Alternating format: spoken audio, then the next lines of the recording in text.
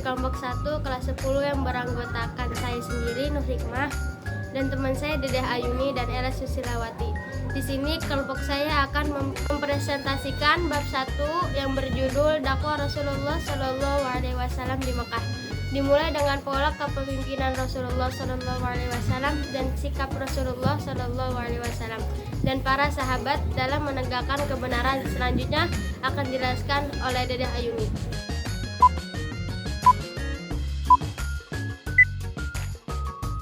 Assalamualaikum warahmatullahi wabarakatuh. Hai, kenalkan nama saya Dedeh Ayuni dari kelompok 1 kelas 10. Saya di sini akan mempresentasikan bab 1 dakwah Rasulullah Shallallahu Alaihi Wasallam di Mekah. Dimulai dari pola kepemimpinan Rasulullah Shallallahu Alaihi Wasallam.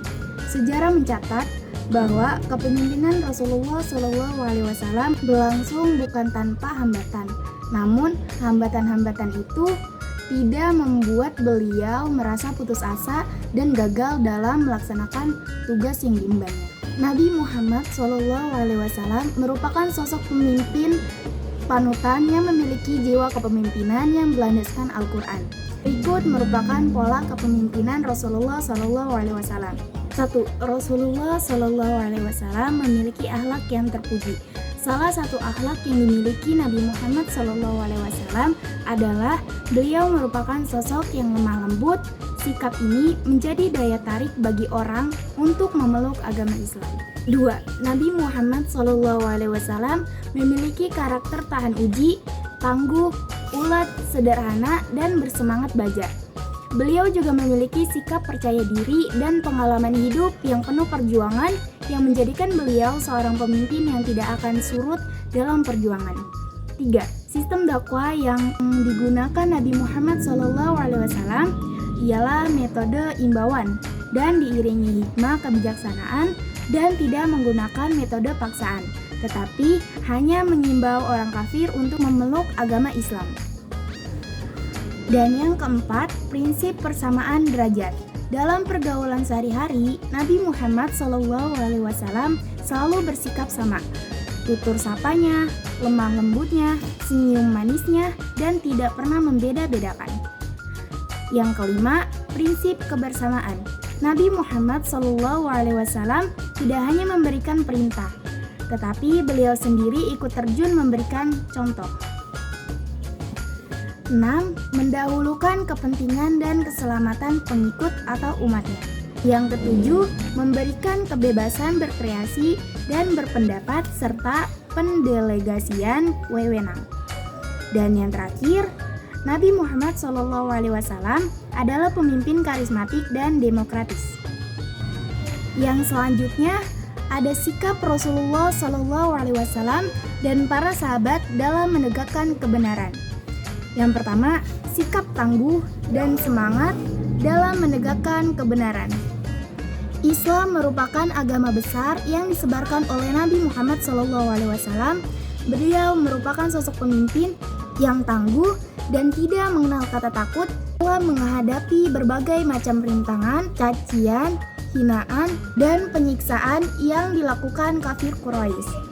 Yang kedua, istiqomah Rasulullah SAW dalam berdakwah, tidak membedakan wilayah, pedalaman, pegunungan, pedesaan, perkotaan, dan tidak membedakan status sosial. Perjalanan dakwah Nabi Muhammad SAW berlangsung selama kurang lebih 23 tahun. Nah, yang ketiga, kesabaran para sahabat Nabi dalam menghadapi berbagai intimidasi dari kafir Quraisy. Ada dua tujuan utama yang mereka lakukan. Yang pertama, A. Menghambat dakwah Rasulullah SAW, dan B. Agar Rasulullah SAW dan para pengikutnya meninggalkan agama Islam. Pada waktu sholat, Abu Jahal melemparinya dengan isi perut kambing yang sudah disembelih untuk sesajen kepada berhala-berhala. Sebagai insan pilihan Nabi Muhammad SAW, tidak pernah membalas kekerasan dengan kekerasan. Selain Bilal bin Rabah, sahabat Rasulullah yang mendapat siksaan dari kafir Quraisy adalah Sumayyah, ibunda dari Ammar bin Yasir, beserta seluruh keluarganya. Mereka disiksa oleh Abu Jahal. Berdasarkan pembahasan di atas, dapat disimpulkan bahwa ada beberapa karakter kepemimpinan Nabi Muhammad SAW yang dapat kita teladani dalam kehidupan sehari-hari.